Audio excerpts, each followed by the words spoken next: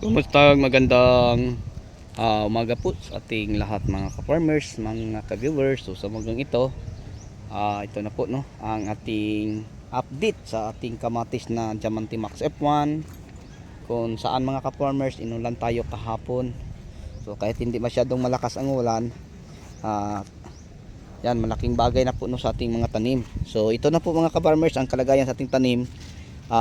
Malapit na po natin ito babawasan no, ang mga matatandang dahon, yung mga malalaki sa ilalim. Kasi palagi kong sinabi sa inyo na malaking bagay po ang pagbawas po ng mga matatandang dahon para diretso mapakinabangan sa mga bagong usbong, bulaklak at malilit na bunga para mabilis lang po silang lumaki. So inaantay lang natin mga ka-farmers na ang bunga po ng ating mga kamatis ay lumaki. So yun po ang second step na gagawin natin dito sa ating kamatis. Okay, so sa inyong lahat na may mga katanungan, lalo na sa kadalasang tanong, bakit ganyan kakapal ang ating kamatis? Kasi hindi po tayo nagpro-pruning.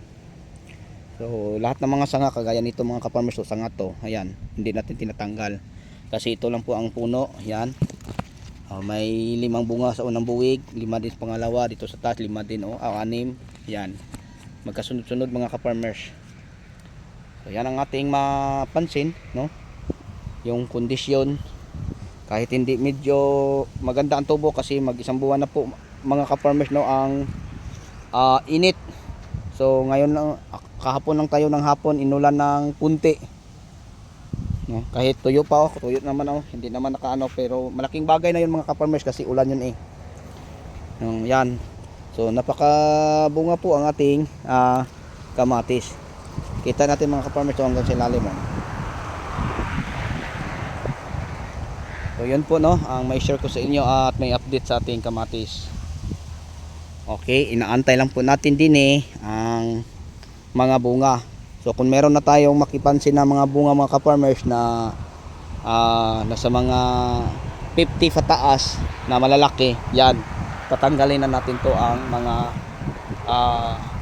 matatandang dahon para diretsong mapakinabangan sa bagong usbong at bulaklak at mga malit na bunga ang ano po mga ka-farmers, new trend. So ganyan na mga ka-farmers kadami ang bunga nating mapapansin. Okay, so ngayon mga ka-farmers, share ko lang po sa inyo ang ating planting distance.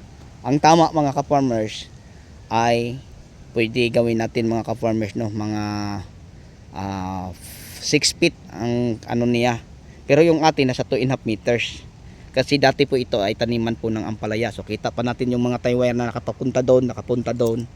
Kasi alam nyo, pag sa ampalaya, mabigat. Lalo ng kumapalan dahon at madami na din ang mga bunga. So yan, naglagay tayo ng paltak sa isang dulo, papunta sa isang dulo. At ganun pa din, simula sa isang dulo, papunta sa kinglikuran. So may mga paltak ang mga tie wire at doon nakatali sa paltak parang matibay. So share ko lang kung bakit ganito double row, dahil po sa taniman ng palya. Kung isang row lang mga ka-farmers pwede naman, pero sobrang layo kasi 2.5. So ang ginagawa ko na lang gidouble row ko mga ka-farmers din, tapos parang hindi humarang ang mga sangang may bunga sa ating daadaanan ay tinatalayan gamit po ang Atlas Flat Twine. So yung kulay puti ng pantali natin, yun po ang Atlas Flat Twine mga ka-farmers. Kasi pag hindi natin tatalian yung mga sanga, ayan, hirap tayong makadaan kasi magharang to dito mga ka-farmers. Yan napakadami no. Nakakatuwang tingnan ang ating kamatis kasi napakabunga po mga ka-farmers. So yun po mga ka-farmers ang ating kamatis na 5,000 lang 8 kapuno no. So ganyan lang karami.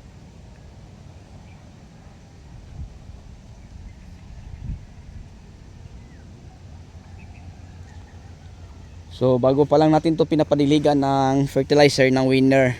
Okay, nilalahukan natin ng Nutribor at saka Mega Multiplant Vitamin. So yun lang po ang ating pinapadilig din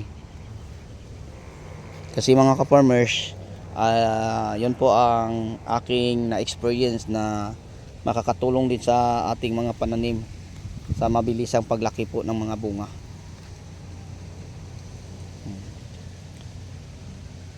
So kitang-kita natin, no, ang ganda po ng mga talbos ng ating mga kamatis.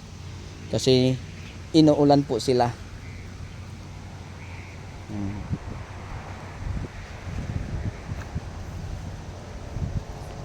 So ngayon mga ka-farmers, ang pinapagawa po natin sa ating mga tauhan din tinatapos po nila ang paglagay ng poste kasi mayroong 5 linya ng talong ay hindi pa nila nalagyan ng poste or tar wire. So marami-rami ng bunga sa ilalim natin makikita. Inaantay na lang nating lumaki mga ka-farmers. Para yung natatandang dahon katulad nito, yan tanggalin natin. Kasi pag matanggal ito mga ka-farmers, hindi na masikip tingnan, no? Kita nyo.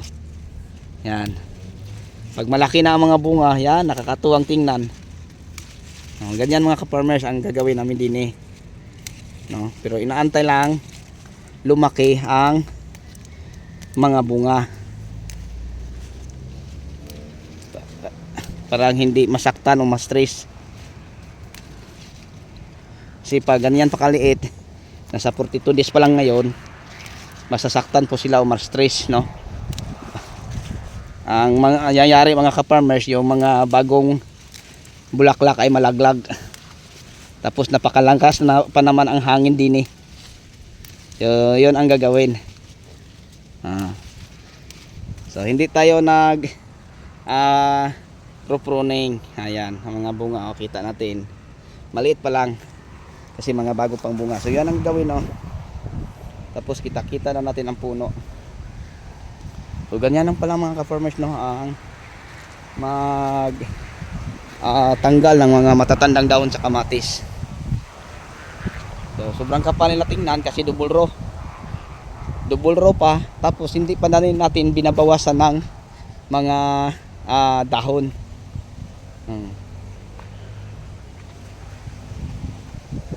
Daming bunga.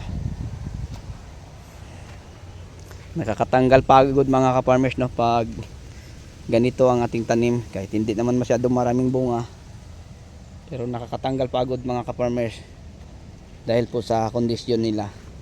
Kulang man sa tangkad kasi napakainit, o ayos lang yun.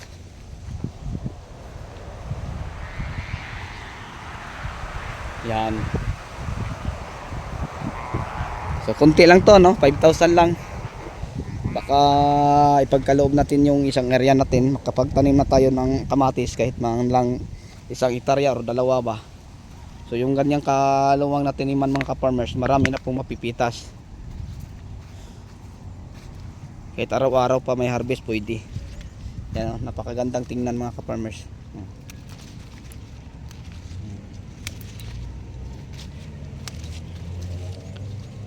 Ganyan ang mangyayari, no, pag matatanggalan. Yan, napakakintab sa bunga. Yan. So may kitsi lang ang ating kamatis, no. Mga nasa 5 ruler lang ang tangkad or 4, parang 4 lang na ruler. So kita natin ang kondisyon nila, napakagandang tingnan. Okay, so bago tayo magtapos, may galab shout out po, no, sa mga audience natin na mga YouTuber. Maraming salamat po sa inyong panonood sa ating video, at saka sa mga subscribers sa ating YouTube channel na mga farmer association, no, sa Liti, sa Bicol, sa Bohol, sa Cebu, at saka sa Norte, no. Okay, so sa Bigan, sa Ilocos Sur, sa Luwag City, okay, sa Nueva Vizcaya, Pangasinan. So sa inyong lahat, at saka sa mga OFW nating mga subscriber, maraming salamat po sa inyong walang sawang pagsuporta at pag-abang sa mga ina-upload nating mga video. So hindi ko na kayo maisa-isa at hindi ko na rin masabi kung paano ko kayo mapapasalamatan dahil sa dami niyo mga ka-farmers na nagsuporta sa akin. So yun lang masabi ko. Maraming salamat po uli sa inyong lahat at sa walang yung sawang pagsuporta at pagsubaybay sa ating mga in-upload video. So meron tayong mga update na mga video yung in-upload sa YouTube, meron din tayong mga tutorial. So sa tutorial natin mga ka-farmers, 100% akong makakatulong din sa inyo, lalo na sa mga baguhan at wala pa ding idea. Kasi wala tayong tinatago mga ka-farmers. Lahat na ating natutunang mga ideya at paraan sa pagpa-farming ay tinuturo po natin, no, ibinahagi po natin. Okay, so yun lang po, no, mga ka-farmers, mga ka-viewers. So sa yung lahat, hanggang dito na lang po. Maraming salamat. Ako na po yung magpapaalam. Bye bye. Happy watching and God bless. Thank you.